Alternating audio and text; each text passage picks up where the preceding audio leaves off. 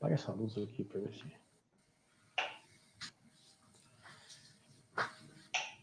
Olá, pessoal, boa noite. Estamos aqui de novo, né, como toda quarta, o Núcleo Solano Trindade, trazendo temas da economia, né, tanto temas do dia a dia, da nossa realidade, quanto um pouco de teoria econômica, né. Aqui hoje com Marcelo Manzano, né, que é nosso companheiro e parceiro aqui nessa empreitada dessa live sobre economia, e hoje a gente vai falar um tema bastante interessante e atual, que é a questão da austeridade, né? Se isso de fato tem pé e cabeça, se isso é uma coisa de fato necessária, e o que isso significa, né? Tanto no nosso dia a dia, quanto ao longo da história, aí, quais foram os significados que isso foi tendo. Eu queria aqui, né, eu comentei com o Marcelo que, lendo algumas coisas para começar a nossa live, eu peguei duas frases aqui, na realidade três frases, né, uma de Temer, uma de Dilma e outra de um outro autor, que Marcelo vai comentar mais sobre ele depois, né.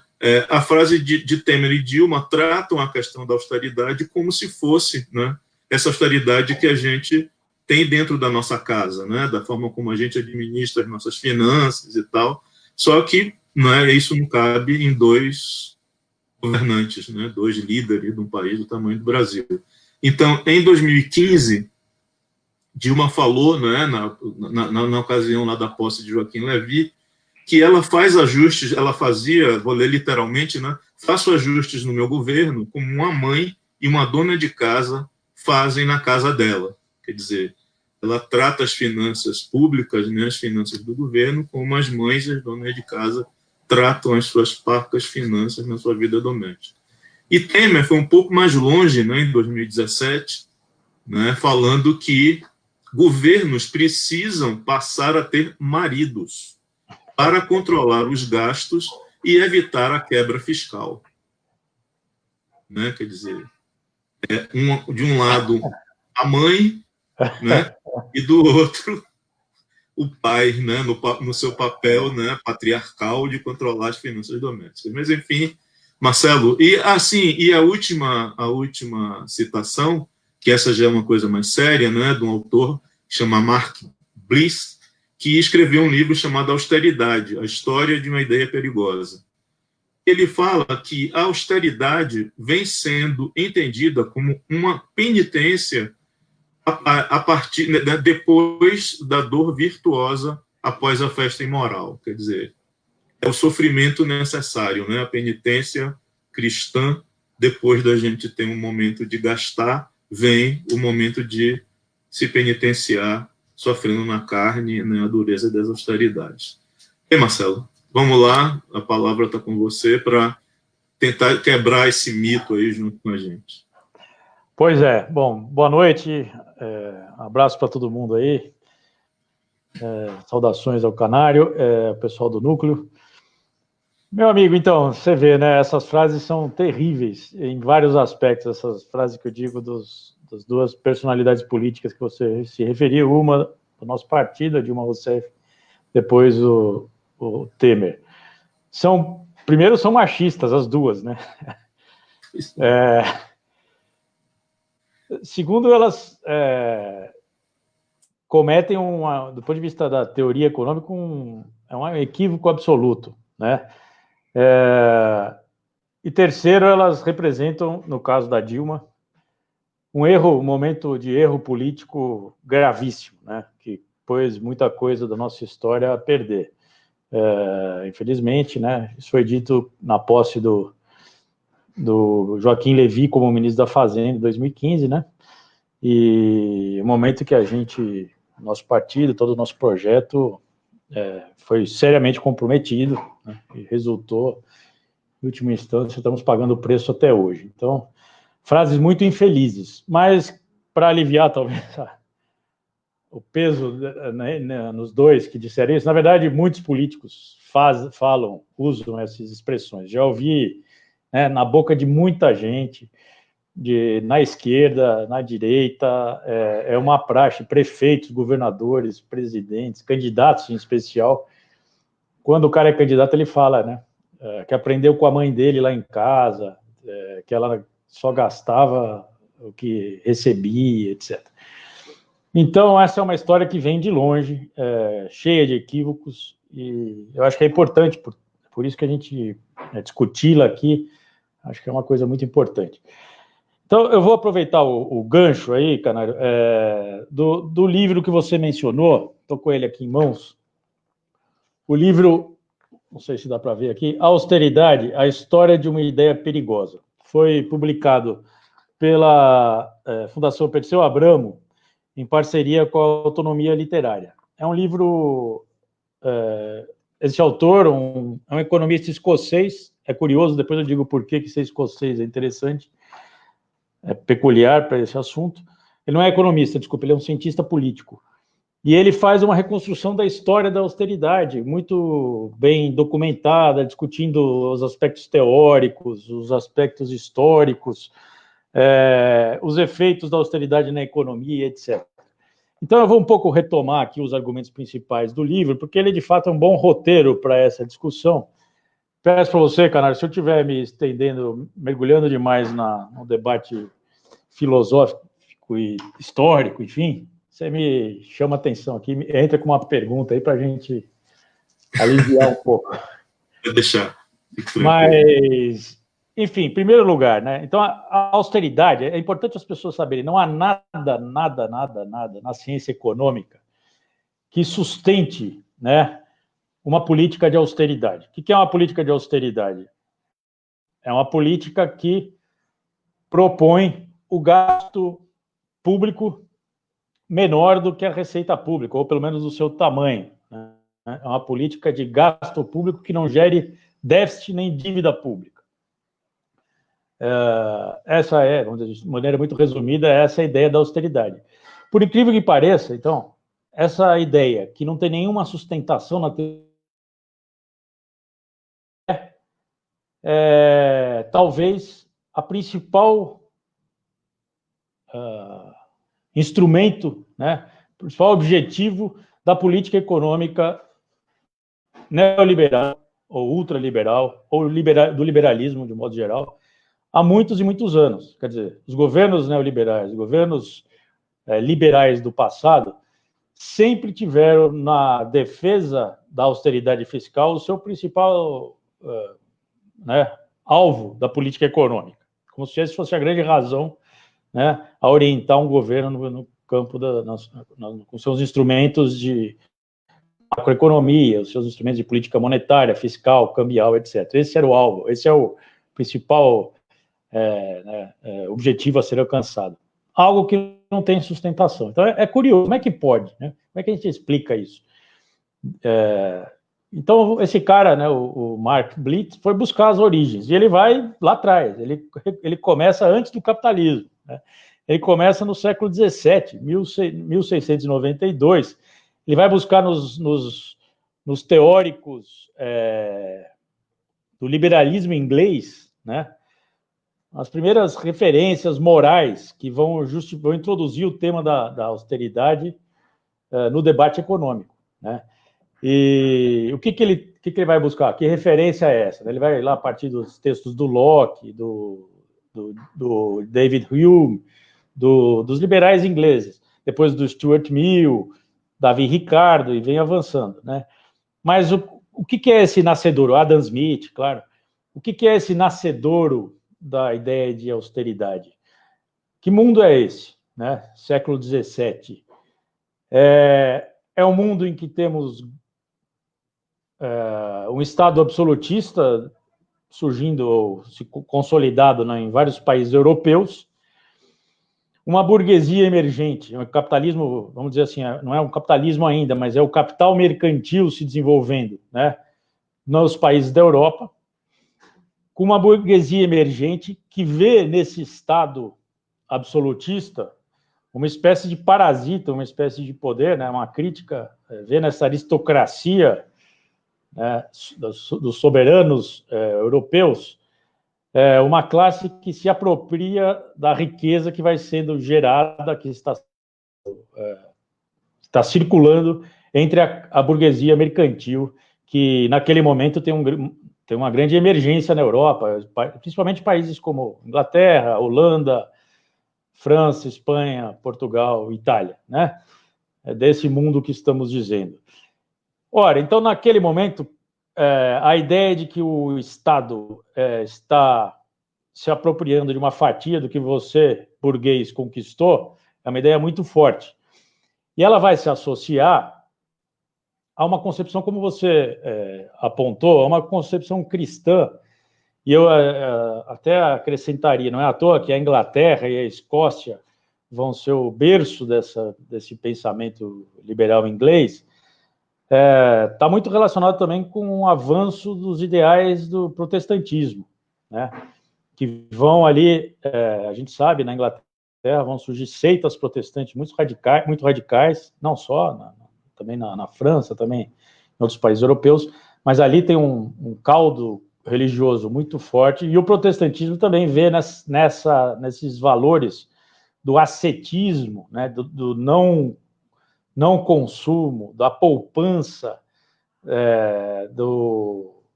de uma vida de fruição sem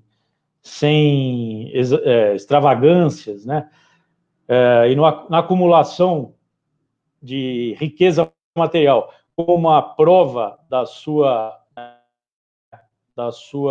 virtuosidade perante Deus, uma prova de que você é um escolhido. Tudo isso está muito bem tratado, por exemplo, no livro do Weber, né, a ética protestante e o espírito capitalista na Inglaterra, a partir do protestantismo. E eu acho que isso já, de cara, explica boa parte dessa adesão dos economistas ingleses aos ideais da austeridade, né? Numa confusão entre aquilo que é bom para o indivíduo ou para a família e aquilo que é bom para o Estado nacional. Eles, em primeiro lugar, têm essa confusão, que se repete na frase da Dilma, na frase do Temer. Eles estão trazendo um valor que é positivo para a família, né? Claro que, do ponto de vista de uma família, se eu minha esposa, a gente gastar mais do que a gente recebe todo mês, daqui a 2 anos a gente está falido, preso, tivemos que entregar tudo que temos, não vamos ter condições de se sustentar. Mas um Estado não funciona dessa maneira, não funciona. Pelo contrário, ele funciona muitas vezes com um sinal trocado, né? Depois a gente pode até mostrar como a pandemia é uma prova disso. Isso que a gente está vivendo agora é uma prova disso. Está todo mundo economizando, né? Ninguém está gastando, está todo mundo travado em casa. O resultado é que tudo despenca, não há virtuosidade nenhuma produzida por essa poupança individual, né? Mas, enfim, depois a gente chega aqui no nosso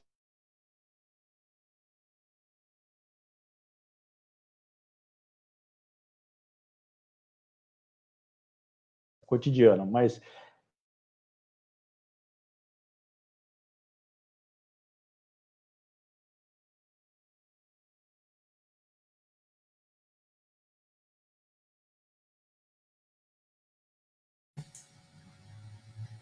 Pessoal, a transmissão de Marcelo deu uma pequena travada aqui. Deve ser algum problema com a internet dele lá. Ele está aí voltando. Opa! Né? Opa, deu uma paradinha a sua internet aí, Marcelo? Acho que foi. Oi? Acho que foi isso, Até onde você estava escutando? Não, acho que a gente escutou sua fala praticamente quase toda, né? Não, porque congelou e você ficou preto e você voltou. Tá legal. Mas, enfim, então, assim, essa coisa da moral e da identidade, da falsa identidade, ou da falsa analogia entre a vida privada e a vida do Estado, né, a vida de uma nação, a economia de uma nação, vem de muito longe, né?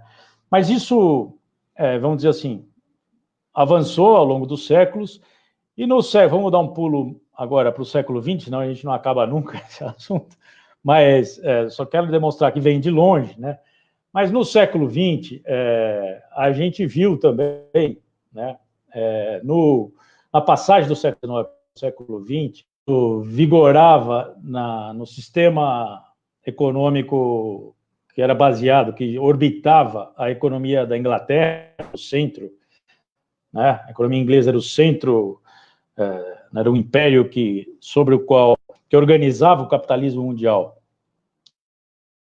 No século XIX, na passagem para o século XX,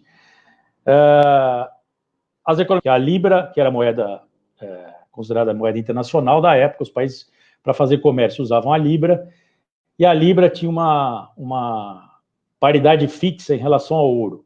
Como os países, fora a Inglaterra, não produziam nem Libra, nem ouro, ou produziam ouro, mas em quantidade pequena, não o suficiente para movimentar a sua economia, havia também ali um regramento, né, dos gastos muito rígido, que via a virtude, via no controle dos gastos, uma virtude para manter as economias estabilizadas, né? Evitar processos de desequilíbrios sejam eles cambiais, sejam eles na moeda nacional, que desorganizassem aquela economia em particular.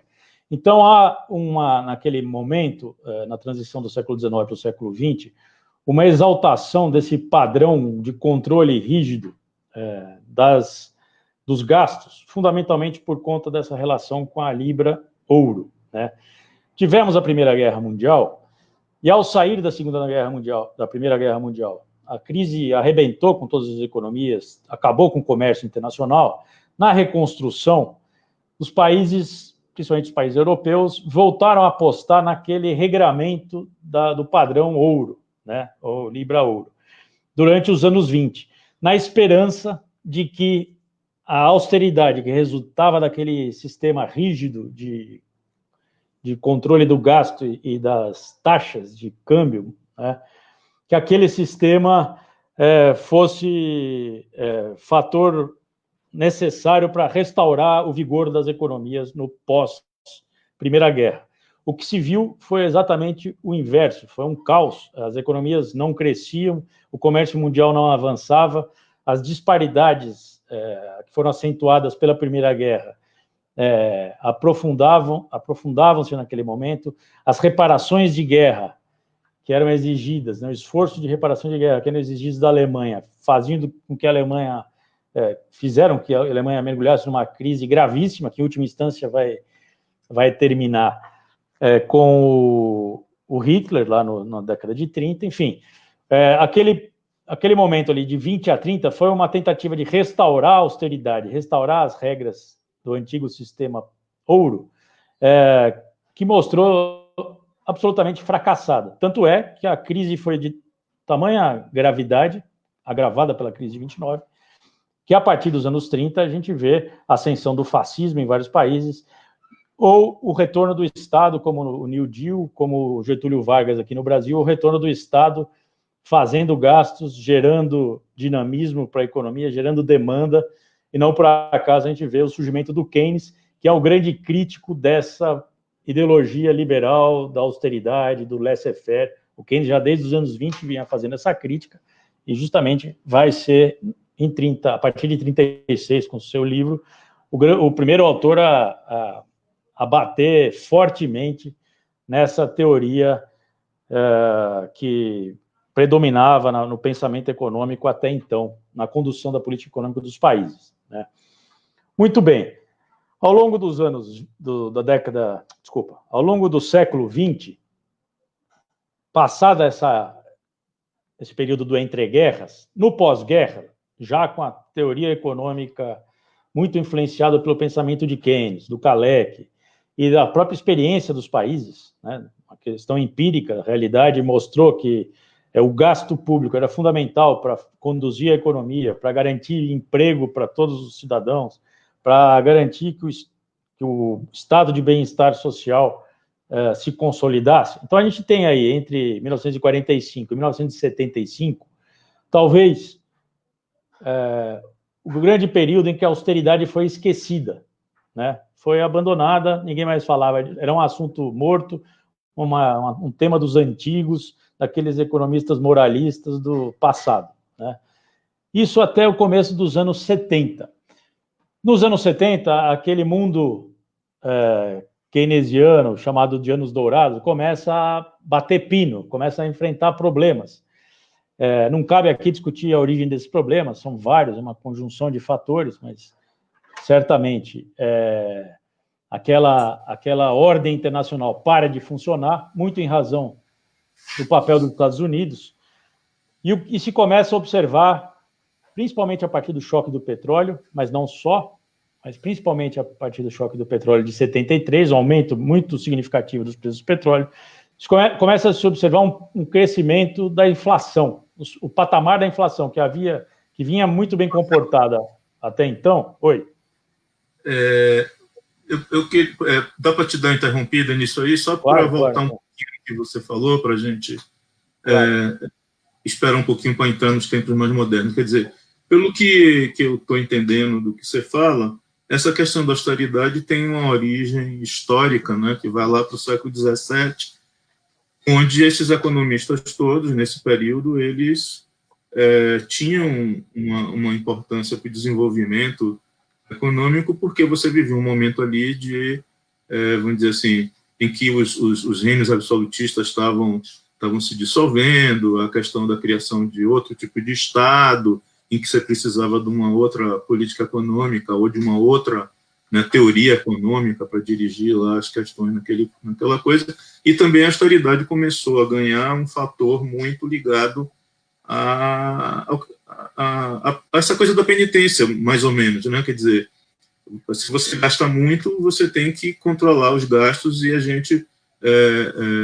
vive isso num linguajar popular, como você falou, né? Isso vale para as empresas, isso vale para as nossas economias pessoais, mas não vale muito para as economias dos estados. A gente viu um pouco disso naquela outra live que a gente fez sobre a questão do gasto público, da questão do imprimir dinheiro, do endividamento e tal. De fato isso um pouco, quer dizer, essa questão histórica, né, que você vem com essa coisa da austeridade, né, sendo o principal vetor da economia durante esses anos aí.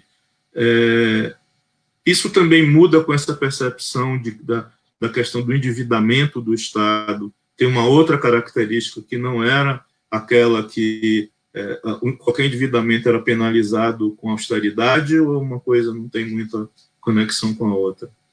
Não, acho que tem, sim. Mas, assim, o que eu acho que o momento em que esse problema do endividamento ganha relevância no debate político-econômico é principalmente a partir dos anos 70. Por quê? Porque aí se juntam umas coisas. Essa tradição moralista, vamos dizer assim, e quase religiosa de combater o Estado, e burguesa, no sentido de ser anti-Estado, pensando nos princípios do liberalismo burguês dos séculos XVIII, né, das revoluções burguesas da Inglaterra, da França, dos Estados Unidos, enfim. Havia um rechaço a tudo que viesse do Estado, né? Havia uma sensação de que o Estado estava se apropriando da sua riqueza privada, né? E vamos combinar que isso é forte ainda hoje, né? As pessoas ainda têm muito esse sentimento. Ninguém gosta de pagar imposto, e quando vai pagar, reclama, chia, né? É problemático. Pois impostos que pagam o salário desses vagabundos todos aí. Né? Isso. Tem um cara aqui na minha janela em frente aqui que xinga. Toda vez que a gente bate panela, ele sai falando isso. Enfim, está presente isso ainda. Mas, onde é que isso se junta muito... Quando é que vamos dizer assim, esse rescaldo moralista ganha algum embasamento econômico? Nos anos 70, como eu dizia, quando começa o período de alta da inflação, os chamados monetaristas, né, a escola de Chicago, a turma do Guedes, estava lá o Guedes, estudando lá nos anos 70, inclusive, por isso que ele está até hoje cismado com esse assunto. Os monetaristas vão olhar para trás, para os anos anteriores, e falar, tá vendo? esse período de gasto público exacerbado, de gasto keynesiano, de uma perspectiva de que cabe ao Estado gerir a demanda, manejar a demanda, para que a economia cresça, os salários cresçam, o emprego cresça, os lucros cresçam, isso tinha acontecido, isso tem um preço. Chegou a hora de pagar esse preço. Qual é o preço? Foi excesso de dinheiro circulando, a capacidade de oferta da produção bateu no teto, né? Não dá para continuar avançando na mesma velocidade, o Estado não tem como manter essa bicicleta pedalando, esse gasto é excessivo, faz com que os preços, que haja uma quantidade demasiada de dinheiro na economia em relação à disponibilidade de bens, isso acaba gerando inflação, desequilíbrios, então é preciso monitorar, é preciso estabelecer regras muito claras para emissão monetária, emissão de dívidas, de dívida pública, né?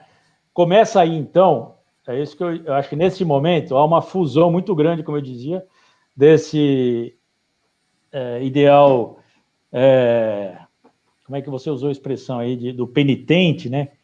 Você vê que surge essa ideia, vamos pagar agora nos anos 70 o preço da farra dos anos de ouro, o que é absolutamente insustentável. Não há nenhuma teoria econômica capaz de dar razão a isso. Porque o gasto do governo de um ano não tem nada a ver com o gasto do outro ano. O governo não acumula nem poupança, nem déficit. Na verdade, déficit é capacidade de gasto que o Estado está realizando. Não há um cofrinho onde ele fica controlando a quantidade de dinheiro.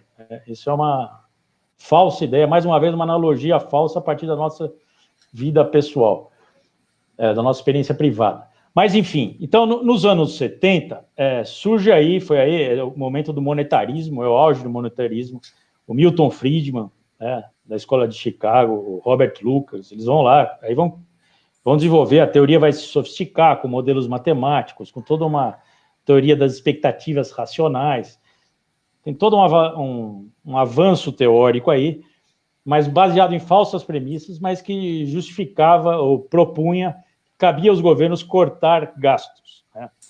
Isso, muito bem, está lá, o pessoal da Escola de Chicago, o Guedes aprendeu isso, nunca mais esqueceu, congelou. Paralelamente, tem outra linha de pensadores, aí já um pouco mais próximos da ciência política, então, eles estão entre a ciência política e a economia, que são pensadores que vão beber no que se chama do individualismo metodológico, né? Significa que é uma reflexão que vai pensar a sociedade, eles não enxergam as instituições ou as classes sociais como representativas de interesses, como motores da história, né? Como tendo alguma determinação na condução, e nem muito menos das ideias dessas classes, desses interesses. Eles, na perspectiva deles, a sociedade é um conjunto, a somatória de indivíduos, né? Todos agindo de acordo com seus interesses únicos e exclusivos, por isso que é o individualismo metodológico, todos tentando maximizar prazer e dor, conseguir o máximo com menor custo, com menor sofrimento. E da interação desses agentes teríamos o movimento da sociedade. Mas não existe interesse de capital, trabalho, tudo isso não faz sentido, não existe, nem o Estado vai fazer sentido nessa concepção, já que o Estado nada mais seria do que uma instituição jurídica ocupada por indivíduos que estão querendo defender o seu interesse, estão agindo em causa própria sempre, né? Enfim, é uma ideia muito simplificadora da vida e muito destruidora, né, de outras concepções que enxergam as instituições, a história, as classes, né, as estruturas historicamente construídas como tendo relevância, etc. Então, essa turma eles vão acabar coincidindo na austeridade. Como é que eles vão chegar lá? Principalmente por um economista chamado James Buchanan, e depois também um cientista político, Douglas North, que vai ser conhecido como o pai da teoria das escolhas públicas, né, public choice, vão dizer o seguinte: olha, o problema é que o Estado ele é capturado por indivíduos que querem se dar bem, né? Estão preocupados com os seus interesses particulares, seja assim enriquecer, então o cara vai tomar medidas, é um sujeito, um sério candidato a ser corrupto, seja conduzindo o poder do Estado para favorecer a sua vida, as suas ambições particulares. Por exemplo, se ele é um político, ele quer ser um político vencedor nas próximas eleições. Então, ele vai deturpar, vai usar todos os instrumentos que estão à sua disposição, já que o Estado é um locus de concentração de poder, ele vai usar esse poder para se perpetuar no poder e vai usar o orçamento público como um instrumento dessa sua, né, sua sanha de sucesso individual, né? E só isso. O Estado seria uma somatória dessa gente. Né? Quer dizer, então, que essa história de que o Estado é um covil de ladrões, ela faz parte da teoria econômica também. Está inserido nisso. Eu não chamaria isso de teoria econômica, porque não é exatamente teoria econômica, mas vai influenciar os pensadores econômicos. Não tem uma teoria aí, tem ela vem da ciência política. Caramba, agora surgiu. O Douglas North é um cientista político, mas também os economistas vão adotar essa ideia, como eu falei, o James Buchanan e outros mais. Enfim, o que a gente vê, então, aí juntou a fome com a vontade de comer. O Milton Friedman vinha fazendo aquela crítica ao gasto público descontrolado que gerava inflação, que atrapalhava as expectativas dos agentes econômicos, o Robert Lucas. Então, eles diziam, eles vão se sofisticando, eles vão dizer... Primeiro, o Milton Friedman vai dizer, se o Estado gasta mais do que a sociedade suporta, do ponto de vista produtivo, isso gera inflação. Vem o Lucas, e vai dizer, os agentes econômicos antecipam, inclusive, essa inflação, antecipam esse desequilíbrio que o Estado... Por isso que é expectativas racionais. Ele diz o seguinte... Os agentes econômicos são oniscientes, são capazes de ler a realidade, todos com absoluta clareza, porque são inteligentes, não há diferença entre eles. Né? Isso é uma premissa do pensamento neoclássico, conservador. Todos são oniscientes, todos têm pleno conhecimento da realidade, estão sabendo das coisas. Observam o Estado gastando mais do que pode, são leitores do Milton Friedman, concluem, isso vai gerar inflação. Sabendo que isso vai gerar inflação, eles se antecipam a esse problema, reduzem os seus investimentos, reduzem as suas expectativas, né? ou aumentam seus preços para corrigir, para se antecipar o problema da inflação, enfim. Eles reagem a essa ação voluntarista do Estado e acabam, de fato, comprometendo, inviabilizando que esse almejado crescimento econômico seria feito por esse gasto público, não ocorra, porque os agentes vão ficar desconfiados desse Estado e vão reagir no sentido inverso, tá certo?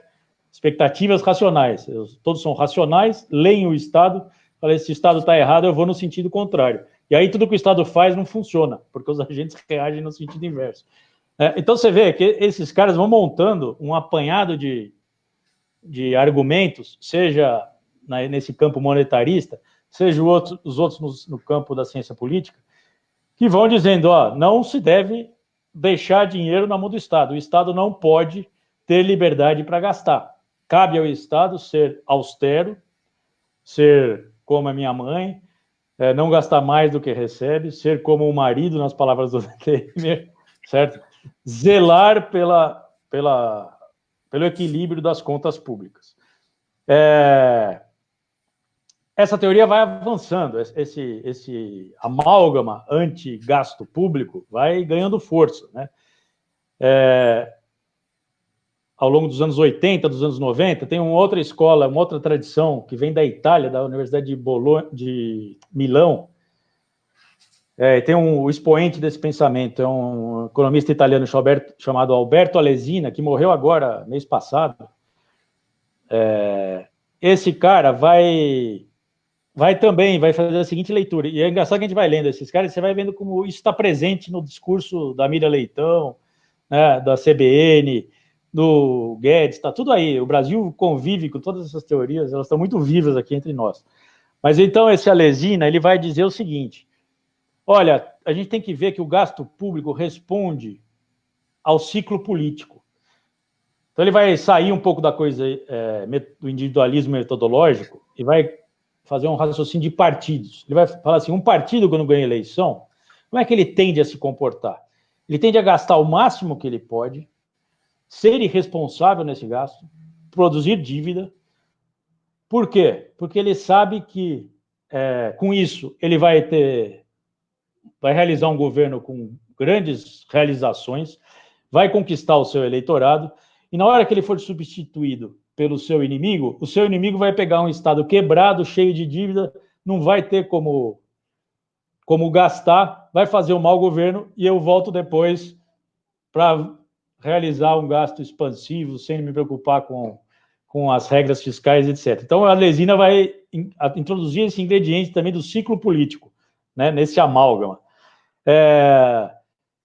E, claro, qual é a receita? Qual é o desdobramento disso? Cabe estabelecer uma regra fiscal, né, rígida e fixa, que seja governo A, B ou C, do PT, do PSDB ou do MDB, da cor que for, todos vão ter que se enquadrar a uma regra muito estrita de gasto público e não vão avançar o sinal da dívida pública, do déficit público.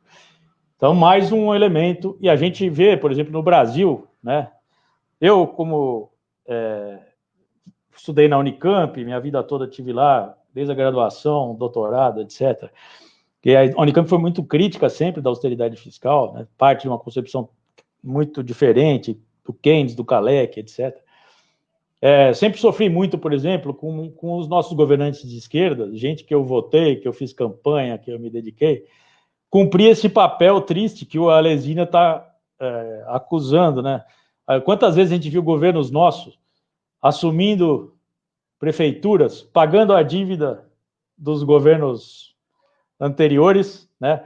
Botando o caixa em ordem, entregando para o mesmo governante para voltar a gastar, né? Sem nenhum critério, sem maiores preocupações, etc.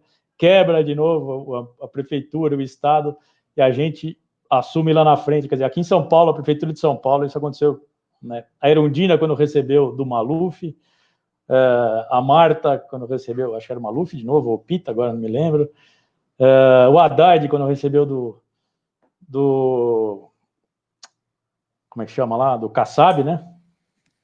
Sabia. E do Serra. Enfim, a gente cumpriu esse ciclo no lugar errado. A gente sempre esteve no momento de fazer o ajuste de contas, né? De botar as contas em ordem. Claro que, vale aqui um parênteses, quando eu digo gasto público, essa maior flexibilidade que deve haver no gasto público, estou me referindo principalmente ao governo nacional. Por quê? Porque quem emite a moeda, quem controla a base monetária, quem controla a emissão de moeda, o endividamento público, a taxa de juros, é o governo central, é o governo federal. Então, claro que o que um município pode fazer é muito menos. Um município, de fato, tem que caminhar com regras muito mais estritas, ou um governo do Estado. Mas, enfim, não custa lembrar que a gente teve no lado ruim desse ciclo político. Voltando, então, eu estava dizendo, nesse... Mas, Marcelo... Oi. Usando aí esses exemplos que você falou, a gente ouve falar muito na tal da responsabilidade fiscal, né? Quer dizer, que o problema do Brasil é a falta de responsabilidade fiscal dos governos de norte a sul, de todas as cores e em todos os níveis, né? Municipal, estadual e federal. Pelo que você está falando, o raciocínio da responsabilidade fiscal tem muito a ver com essas teorias que andaram ao longo desses anos na questão da austeridade. Quer dizer, você tem que... Uma das ferramentas para você garantir a austeridade é o rigor fiscal, né? O que você está falando é que, por exemplo, nas prefeituras, quando a gente assumiu um negócio quebrado, né, um caixa arrebentado, ou seja, a gente assumiu uma gestão que a anterior foi irresponsável fiscalmente e nós fomos responsáveis fiscalmente. Quer dizer, a gente deveria ter sido irresponsável também, quando você olha essa contradição aí entre receber um governo quebrado e entregar um governo com caixa positivo? Eu acho que a gente foi excessivamente aplicado a essa tarefa de botar as contas em ordem, né? Por quê? Porque as contas em ordem não são exatamente um bom indicador de uma gestão pública, né? A gestão pública tem outras variáveis tão ou mais relevantes, acho que mais relevantes, para ser avaliada. Quer dizer, a responsabilidade social. Qual é a responsabilidade de um governo? Por exemplo, garantir moradia digna para todas as pessoas que estão vivendo sobre sobre a sua circunscrição, né? Qual é a responsabilidade? A responsabilidade é oferecer saúde para todos num padrão mínimo, razoável, digno para todos os trabalhadores. É garantir emprego, é garantir salário, renda, né? Essas são as responsabilidades que devem mover um governo. E por que a responsabilidade fiscal não é a prioritária, não deve ser a prioritária? Porque o governo, aí faço o link com as outras discussões que a gente teve aqui nos outros dias, as nossas outras lives, porque o governo tem autonomia para gerar a sua própria moeda, a sua própria despesa. O governo, a dívida pública é moeda, ela é aceita no mercado sem qualquer restrição. E o governo pode pagar essa dívida quando ele quiser, porque ele tem uma maquininha de imprimir moeda. Então, desde que não faça dívida externa.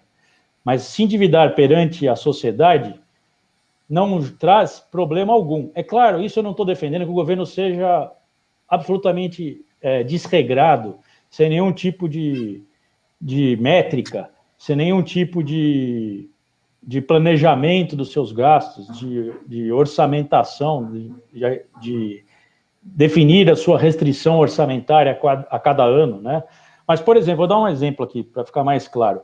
O Beveridge, que era um conservador inglês, né, que foi o cara que bolou o welfare state inglês, ele propôs, em 1942, ele propôs uma coisa que ele chamava orçamento cidadão. Como é que era esse orçamento cidadão? Ele falava assim, né, a gente tem o PPA, o pessoal que trabalhou em prefeitura tal, conhece o PPA, Plano Plurianual. Então, a gente, quando ganha um governo, quando inicia um governo, uma prefeitura, um governo de estado, um governo federal, no primeiro ano você tem que preparar o PPA dos próximos 4 anos. É um planejamento com todas as ações que serão realizadas, com estimativa de orçamentária, né, partindo de uma perspectiva de receita, quanto que vai gastar, quanto vai deixar destinado para educação, para isso, para aquilo outro, etc. O Beveridge propõe uma outra solução. Ele falava assim, sabe como é que tem que ser feito o orçamento? Tem que ser feito assim, quantos de emprego que o setor privado vai gerar no ano que vem? Vai empregar 80% das pessoas, 20% delas vão ficar de fora, certo? Certo. Então, o orçamento será aquele necessário para que esses 20% também tenham emprego. Aí você chega, então você vê todos os gastos que tem que fazer, manutenção das escolas, rodovias, etc. e tal, e dentro de tudo isso, fica sobrando 20% da população, cabe ao Estado gastar o equivalente para gerar emprego para mais 20%. É uma regra muito mais responsável, eu considero, certo? Essa é a função do Estado, é produzir a sociedade que nós queremos, porque o Estado não é um castigo, não deve, né, não está respondendo algum interesse, algum ente metafísico que nos impõe um castigo, que é a responsabilidade fiscal. Em nome do quê? Né?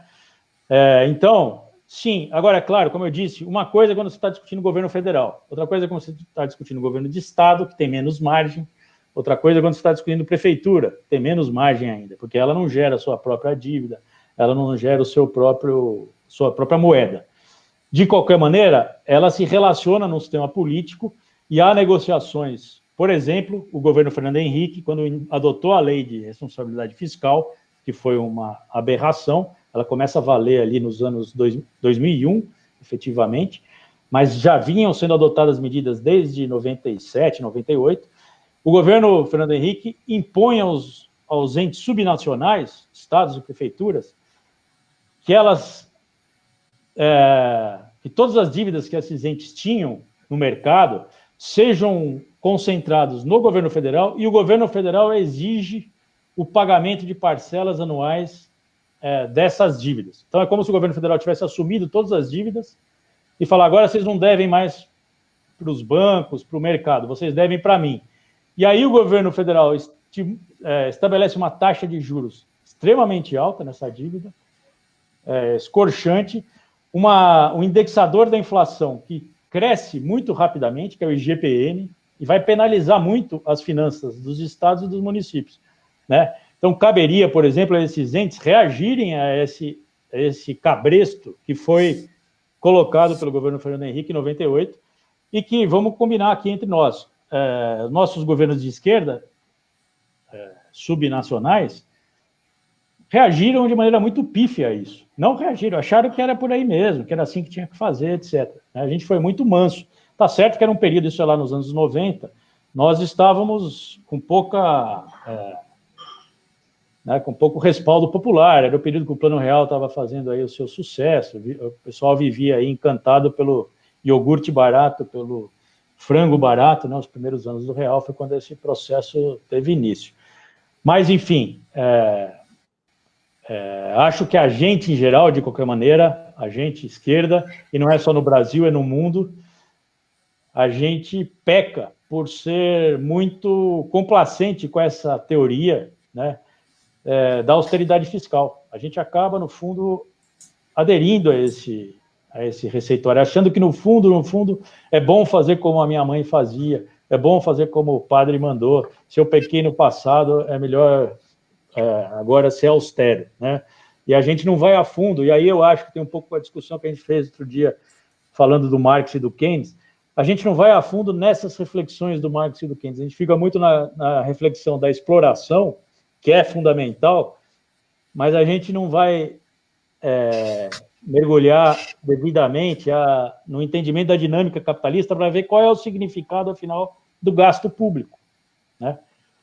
A gente esquerda tinha que entender mais disso, na minha opinião. Só, se me permite, Canário, eu queria completar só o meu amálgama lá. Eu estou como uma curva de rio, eu fui somando os preconceitos contra o gasto público, né? Então começa com a coisa religiosa, a coisa anti-aristocracia, a teoria do Friedman, a teoria das escolas públicas, a teoria do Alesina, de dizer que o ciclo político influencia. Queria só completar dois outros ingredientes, duas outras ideias que se somaram a isso. Então, dos anos 90 para cá, foi também surgindo uma reflexão que haveria isso vai ser desenvolvido por uma escola econômica que se chama os novos keynesianos, ou neo-keynesianos, que são conservadores pra caramba, de keynesianos não tem nada. Eles vão dizer o seguinte, vão falar, olha, os agentes econômicos, os investidores capitalistas, eles acreditam, eles observam a realidade e eles se sentem estimulados a investir quando eles sentem confiança no taco do governante. E qual é a variável que eles miram? Onde é que eles olham a confiança? Se o governo está gastando mais ou menos. Se o governo está caminhando por uma trajetória de endividamento, isso é o raciocínio dos caras. Os capitalistas vão dizer, esse governo brasileiro, esse governo japonês, esse governo mexicano, vai mal, vai seguindo uma trajetória ruim. Uma hora essa bomba vai explodir. Está gastando mais do que podia. Logo, eu, investidor, eu, capitalista, vou fazer o quê? Vou tirar meu dinheiro desse país, vou investir em outro lugar. Vou tirar dinheiro da empresa e vou deixar parado comprando terreno. Vou especular, né? Então, esses caras, eles deram um nó no pensamento do Keynes, porque o Keynes que introduziu essa discussão da expectativa, só que o Keynes falava da expectativa em relação à demanda, né? Porque é essa que importa. Não é a expectativa em relação ao gasto público, ao déficit público. A expectativa é que importa. Você pergunta para o cara, dono da oficina mecânica aqui, ou dono de uma farmácia, de uma fábrica de caminhão. Por que ele investe? Algum desses caras olha para a dívida pública? Não, eu não acho que isso tem o menor cabimento. Ele investe se tem expectativa, sim, a expectativa é fundamental. A expectativa é de gente comprando, expectativa de demanda, certo? Expectativa de gasto. E o que esses novos keynesianos estão dizendo é que se o governo não gastar, vai sinalizar que a dívida não vai estourar, e aí os investidores vão se sentir estimulados. Ora, se o governo não gastar, vai ter menos dinheiro para o padeiro, vai ter menos, porque o governo não gastou, não realizou, não dinamizou a economia, vai ter menos dinheiro para o padeiro, menos dinheiro para a fábrica de caminhão, menos dinheiro para a oficina mecânica. Todos eles vão deixar de investir. Então, o gasto público é uma chave fundamental para estimular o investimento privado, porque ela destrava o sistema, ela oxigena o sistema, ela dá poder de compra para o sistema, através do gasto público. Se o governo gasta mais do que ele arrecada, significa que ele está colocando na economia mais do que ele retirou. Então, está dando corda na economia. Não é que ele está travando a economia. Só que, então, essa turma dos novos keynesianos, e aí o texto clássico é do Rogoff, um economista norte-americano, que vai dizer, olha, não, os agentes privados ficam mirando no endividamento, e aí ele vai dizer, ele vai encontrar um número mágico, que é, os governos não devem gastar mais do que, não devem ter uma dívida superior a 80% do PIB, sempre que começar a se aproximar disso, o governo deve recuar nos seus gastos, começar a fazer superávit para reduzir a dívida pública, e esse sinal será lido pelo mercado como um sinal positivo, vai atrair investimento privado, a economia vai crescer. Então, a partir dessas ideias, vai se criar nos últimos anos uma plataforma, é uma ideia econômica, mas virou uma plataforma política, que, ao meu ver, é absolutamente descabida, esdrúxula, mas que está vigente em 90% dos países, que é a ideia de austeridade expansionista. Que é assim, se o governo... Então, eles vão jogar o Keynes no lixo, eles vão dizer, não é o governo gastando que faz a economia crescer. Se o governo poupar e mostrar que a dívida está caindo, aí sim os investimentos virão e o PIB vai crescer. E aí essa teoria ganhou o mundo nos anos 2000, né? Até muito recentemente. Recentemente, com a demonstração cabal de que as políticas de austeridade foram fracassaram na Europa, né? Vê o que aconteceu com a Grécia. A Grécia fez uma política de austeridade violenta, seguindo essas concepções, né? Produziu um desastre, um desemprego que chegou a 40%, as pessoas se suicidavam, a falência do país, o país teve que vender as praças públicas, né? Uma coisa terrível. Mas não só na Grécia, na Europa como um todo, a austeridade mostrou... né, levou à estagnação desses países. Todos os países europeus, eles praticaram a austeridade como reação à crise de 2008. Né, como tiveram que gastar na crise, é a ideia de pagar os pecados. Gastamos para tirar a economia do buraco, agora precisamos pagar o pecado. O resultado é que as economias morreram, perderam força, se deterioraram, perderam o vigor, cresceu o desemprego, cresceu a desigualdade, etc. Então, aí, finalmente, então, nos dias de hoje, né, há 2, 3 anos, os economistas, mesmo os economistas ortodoxos, mesmo os economistas liberais, passaram a questionar a austeridade. Hoje, já o FMI questiona a austeridade. Claro que não questiona assim para todo mundo. Para a gente, eles continuam recomendando a austeridade. Para vocês são latino-americanos. Tem isso também, hein?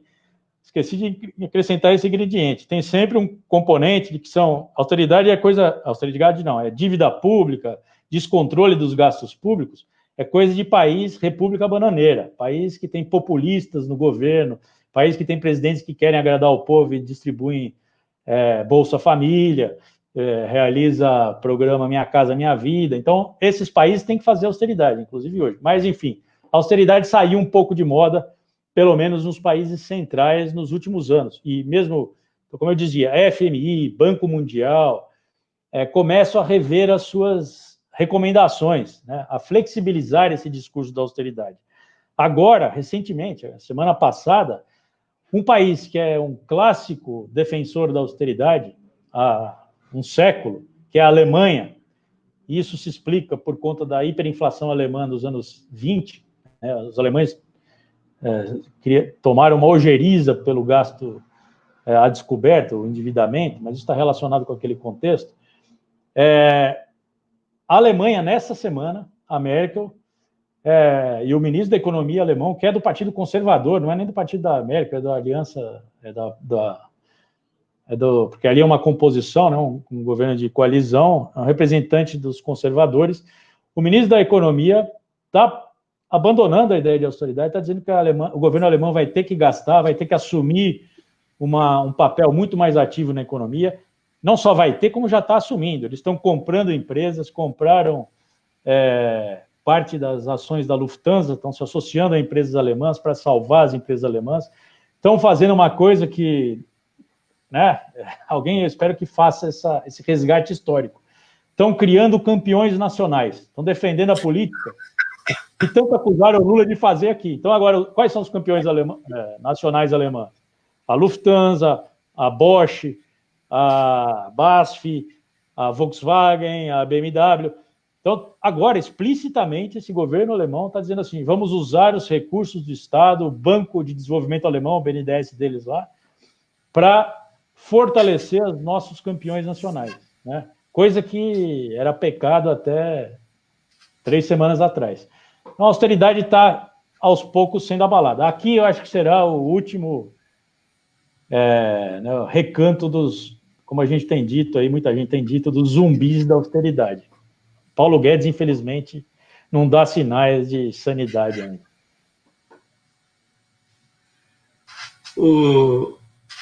Marcelo, diante aí disso tudo que você falou aí,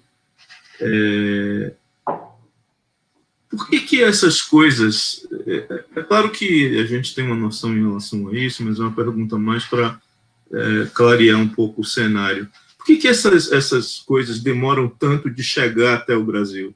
É por um atraso intelectual dos economistas brasileiros? É por uma razão diretamente ligada aos conflitos internos da burguesia? É dado ao quê?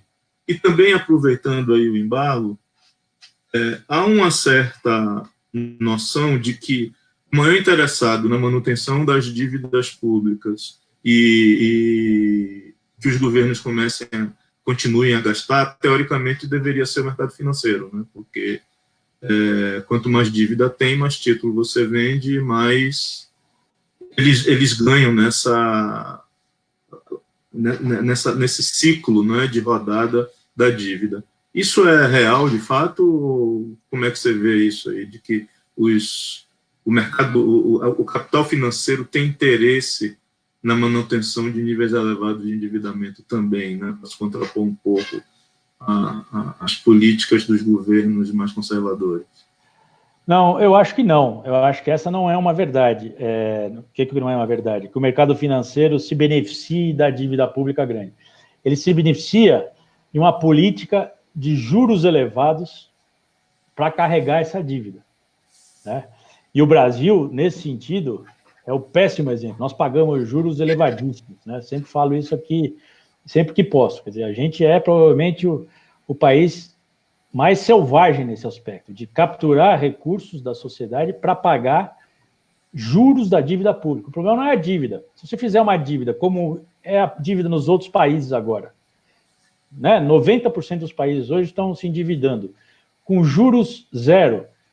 Como a inflação é de 1%, mas enfim, muito pequena também a inflação nesse momento, mas é provável que a inflação seja um pouquinho superior aos juros, o que significa que são juros negativos. Então, quem detém essa dívida, quem compra essa dívida, não vai ganhar dinheiro com isso, não vai especular com isso. Por que o cara compra?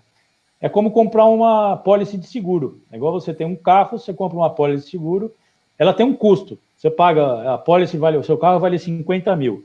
Você paga 1.000 por ano, é o custo dessa pólice. Se você perder o carro, você ganha os 50 mil. É a mesma coisa, você compra título do governo japonês, Você compra 100 milhões de títulos do governo japonês, da dívida pública japonesa. Daqui a um ano eles vão valer menos, eles vão valer 99 milhões. Você perdeu, mas foi bom, porque você preservou parte do seu patrimônio. Isso explica por que as pessoas continuam comprando títulos da dívida dos governos, mesmo pagando juros baixos ou juros negativos. E por que elas compram? Porque elas sabem que tudo pode dar errado. Pode ser que o comércio aqui, né, o cara, vamos dizer, o cara é capitalista, ele fala, vou investir em salas comerciais, compra 50 salas comerciais em São Paulo. Agora esse cara quebrou a cara, porque os escritórios estão fechando, vai ter home office, os preços dos aluguéis dos escritórios comerciais, das salas comerciais vão cair. Então você vê que a atividade capitalista, até essa mais conservadora, que é comprar uma sala para escritório comercial, tem risco. Se você comprar título do governo, não tem risco. O risco é mínimo, muitíssimo baixo, né? Então, o governo nem precisa pagar juros, como não paga no resto do mundo. Aqui, que pagou juros de 45% ao ano, né? Para o cara carregar uma coisa que ele carregaria com uma taxa muito mais baixa. Então, o problema da dívida pública e do rentismo passa necessariamente pelo preço dessa dívida. O que é o preço dessa dívida? Taxa de juros. E aí, essa é uma outra discussão que a gente pode até fazer aqui um dia, por que a taxa de juros no Brasil foi né, numa magnitude que teve durante os últimos 30 anos, e aí sim há uma disputa ideológica, há um convencimento de um determinado modelo, de uma concepção de política econômica que foi muito vigoroso, né? Então, assim, a CBN, o que eu não me canso de dizer aqui, eu levava meus filhos na escola e voltava, né, sempre ouvindo o CBN, eu não sei porque eu tinha esse péssimo hábito, eu ficava nervoso, eles falavam para mim, desliga aí e tal, mas eu ia ouvindo, então na ida, na volta, na hora do almoço, na hora da tarde e tal, sempre eles estavam falando, né, defendendo a política monetária de juros elevados, dizendo que o risco era a volta da inflação, né, dizendo que a dívida pública ia explodir, que não podia, que o Estado tinha que parar de se endividar, etc. e tal. Então, essa foi uma construção ideológica muito profunda no Brasil, que ganhou mentes, corações e mentes, inclusive da esquerda, né? Muita gente não entendeu exatamente o que se passava, e isso explica até porque nossos governos foram bastante conservadores na gestão da política econômica, né? Mas, enfim, só acho isso. Quer dizer, o problema é os juros, não é a dívida em si. Tá? Só para concluir. Marcelo, está chegando aí já no nosso final aí, né? A gente já está perto de 1 hora de live. Então, assim, para a gente fechar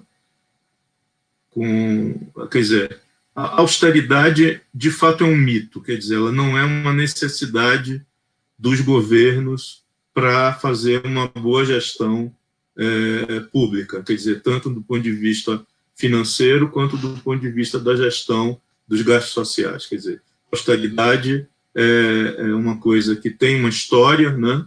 Mas nos dias de hoje, principalmente, ela é um mito e é desnecessária. É isso. É isso, mas está vivíssima, pelo menos no Brasil, né? O que se anuncia, e é triste, é muito ruim, é terrível ver isso, o que se anuncia nas falas da equipe econômica é que, passada a pandemia, esse momento de auxílios emergenciais, nós teremos que pagar o preço dessa esbórnia, né, fazendo o ano de ajuste fiscal. Então, eles querem radicalizar a insanidade que foi feita pelo Temer, que é definir um teto de gasto, né? Teto de gasto é para que quem quer que viesse a governar o país não poderia gastar mais livremente, porque tem uma regra fixa em relação ao tamanho do PIB de 2017, ela não poderia ser o que eles pensar, né? O que é uma em relação ao PIB, é pior do que isso. Austeridade. Que na verdade é despolitizar, no mau sentido da palavra, é tirar dos políticos a possibilidade de eles realizarem aquilo que os seus eleitores desejam, né? Que vai muito de encontro àquelas teorias dos anos 70 da escola pública, de que os políticos agem por interesses pessoais, ou o ciclo político leva à deturpação do orçamento, né? Sempre é uma coisa muito carregada de moralismo, né? De uma percepção de que a classe política age contra os interesses da sociedade. E aí eles vão se reunir lá com o Locke mesmo. Na verdade, eles estão dialogando com um soberano que faz esbórnia, que faz festas, que usa todo o recurso dos burgueses de maneira indevida. Né? É disso que se trata ainda hoje, claro que com outra roupagem, com outras teorias, etc. E aí a gente vai para aquele tema que a gente um dia ainda vai ter que explorar um pouco, que é a corrupção, né? Que no final das contas, quando você fala que o agente público é movido por interesses ou pessoais ou corporativos, você está falando da teoria da corrupção, né? Quer dizer, olha, o agente público é corrupto por natureza. Vem junto, né? O discurso da corrupção faz parte dessa construção dessa ideologia, né? E também, mais uma vez, batendo nos políticos, nas políticas de esquerda, ao acusarem os governos de esquerda de serem populistas, corruptos, né? São adjetivos que vão se somando a essa ideia de governos que realizam gastos para atender demandas sociais, né? Todos esses rótulos vão se somando.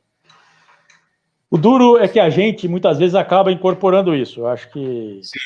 E no Brasil, se permite uma última observação, uma coisa que eu vejo acontecer muitas vezes, o PT, a esquerda brasileira, como ela ganha força aí nos anos 80, reagindo ao Estado forte, ao Estado desenvolvimentista dos militares, que era uma continuidade, num certo sentido, ou uma transmutação do Estado desenvolvimentista do Getúlio e do JK, a esquerda brasileira vai também vestir muito dessa, né?